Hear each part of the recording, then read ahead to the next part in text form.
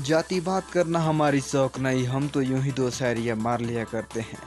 जाति बात करना हमारी शौक नहीं, हम तो यूं ही दो शायरियाँ मार लिया करते हैं।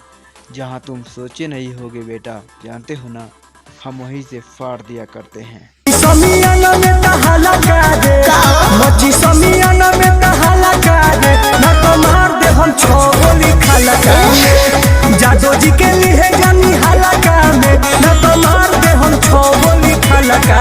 अरे की कसम रेजिमेंट बने बस यह चाहत बानी जा। अरे की कसम रेजिमेंट बने बस यह चाहत बानी जा। अरे भोसड़ी के भीख ना हक मांगत बानी जा। अही रेजिमेंट हक है हमारा।